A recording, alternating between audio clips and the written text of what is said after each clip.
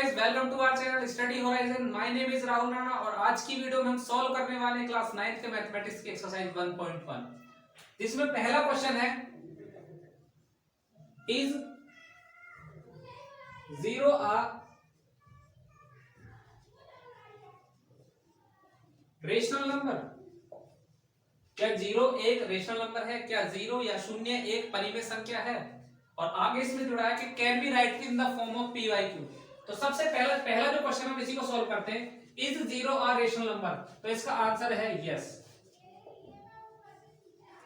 अब इसका answer yes क्यों है तो मैं बता दूं, अगर दुनिया का कोई भी इंटीजर अगर आपको दिया गया, सिंगल डिजिट आपको दी गई है, तो वो हमेशा रेशनल होती है। क्योंकि कोई भी नंबर अगर है, सपोज दैट हमें 3 दिया है, दैट मींस उसके अपॉन में हमेशा 1 होता है। और रेशनल नंबर की क्या कहता है कि हमेशा जो डिनोमिनेटर है वो 0 नहीं होना चाहिए, और पीवाईक्यू की फॉर्म में ये हो ही गया है। तो इसी तरीके से हम ये कह सकते हैं, हाँ जी 0 एक रेशनल नंबर है, क्योंकि 0 भी एक इंटीजर है। दूसरा इसमें सेंटेंस जुड़ा, can be right it in the form of p by q? Yes, we can write it in the form of p by q. How? 0 can be written in the form of p by q by 0 by 1, 0 by 2 and 0 by 3 and so on. इस तरीके से। Next question is, find 6 rational numbers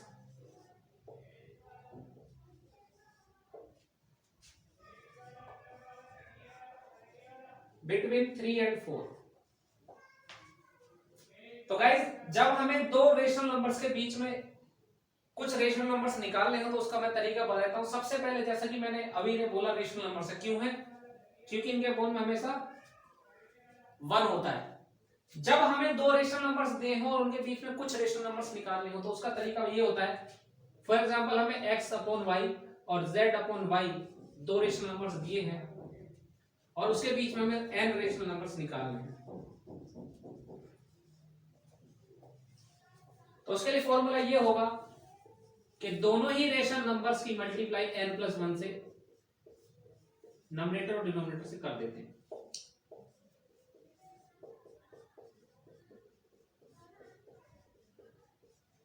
तो इस तरीके से जब हम 3 और 4 के बीच में 6 रेशनल नंबर्स निकालेंगे तो उसका फॉर्मूला होगा 3/1 into 6+1 upon 6+1, like this 4/1 into 6+1 upon 6+1, 3 7 जा 21, 7 1 जा 7, 4 7 जा 28, 7 1 जा 7।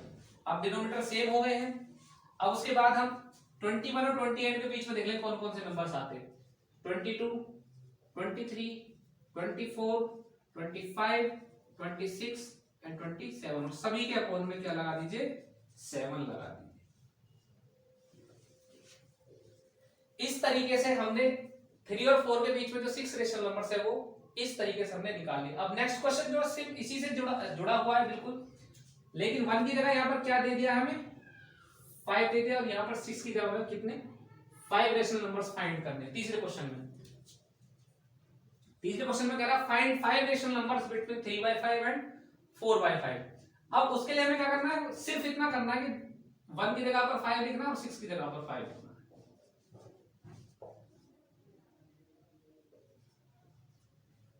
फॉर्मूला सेम ही रहेगा, फॉर्मूला यही लगाना है।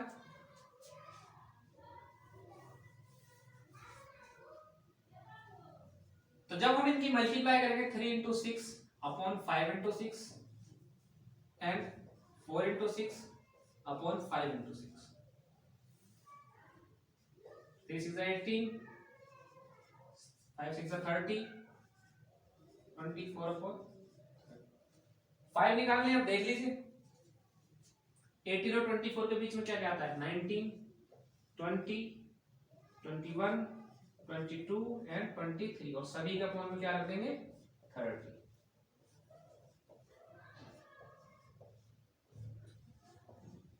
तो इस तरीके से हम रेशनल नंबर्स को फाइंड कर लेंगे, कोई भी रेशनल नंबर्स के बीच में जितने भी हमें बोल रहा है, इसी फॉर्मूले से। तो इसी तरीके से हमें जब दो रेशनल नंबर दिए हों उनके बीच में जो भी जितने भी रेशनल नंबर्स पूछ रहा है उसको हम इन्हीं फॉर्मूले से निकालें, लेकिन शर्त उसकी ये है कि दोनों के डिनोमिनेटर सेम होने चाहिए, और अगर सेम नहीं है तो उनको सेव किया जाए। सेव किस तरीके से करेंगे उससे रिलेटेड एक क्वेश्चन देता हूं। बुक के अंदर ऐसा क्वेश्चन है नहीं, लेकिन एग्जाम्स में उससे रिलेटेड क्वेश्चंस पूछ लेते हैं। फॉर एग्जांपल हमें निकालना है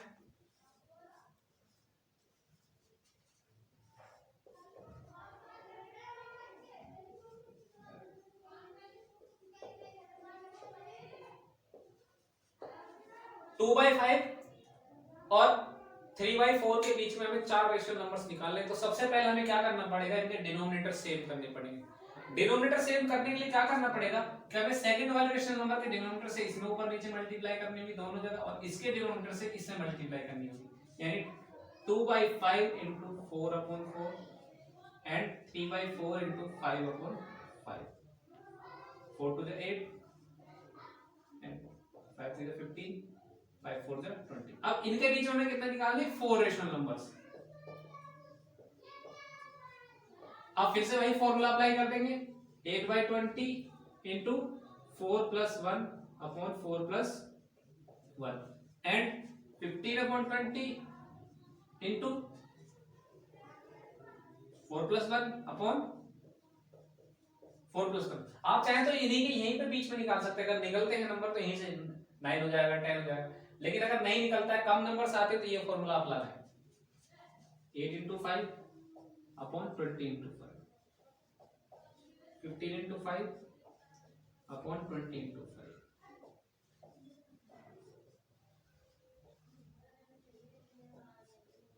55 से 75, 25 से 100। अब निकाल लीजिए, कोई भी 5 निकाल लीजिए, 41, 42, 43 एंड 41, क्योंकि 4 ही पूछा, 4 ही निकालेंगे। अगर जैसे यहाँ पर है 4 निकल सकते थे तो हम यहीं से निकाल देते, 9/20, 10/20 इस तरीके से। लेकिन अगर नंबर जैसे ज्यादा हो और नहीं निकल पाते हैं तो ये फॉर्मूला आप अप्लाई करके भी बाद में निकाल सकते हैं, कोई भी तरीका गलत नहीं होगा। उसके बाद जो अगला क्वेश्चन है, लास्ट क्वेश्चन जो है 1.1 का, वो ये है, ट्रू और फॉल्स से रिलेटेड है। उसमें 3 सेंटेंस दिए हुए, हमें रीजन बताना है कि वो क्यों ट्रू है या क्यों फॉल्स है। तो सबसे पहला जो 4th क्वेश्चन में पहला सेंटेंस है वो ये कह रहा है, every natural number is a whole number, every natural number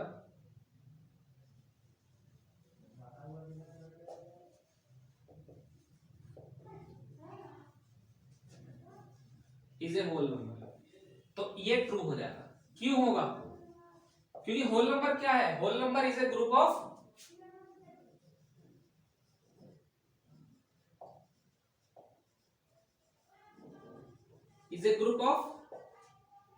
zero and natural number. Natural number को कैपिटल एन से डिनोट करते हैं। तो होल नंबर क्या है कि नेचुरल नंबर जो होल नंबर के अंदर ही आता है, तो यानी कि जो नेचुरल नंबर है जितने भी, वो होल नंबर होंगे ही होंगे। Number second is every integer is a whole number.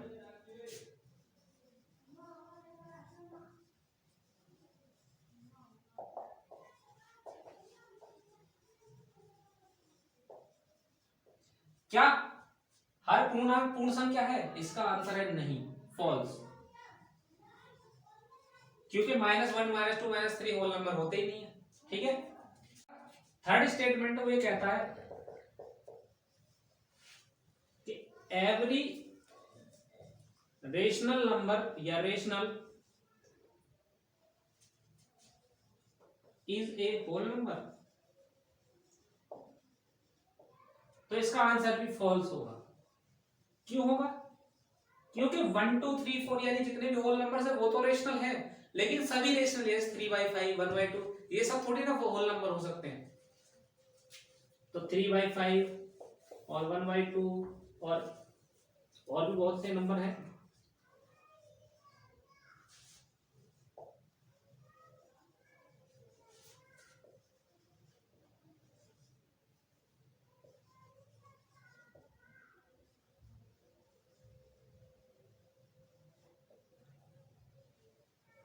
इसका स्टेटमेंट है 3/5, 1/2 और -3/7 are not whole numbers but rational numbers.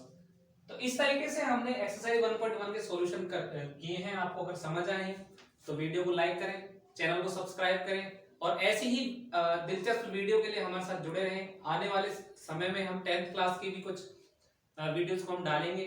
I hope आप इंजॉय करेंगे, पसंद करेंगे। Thank you.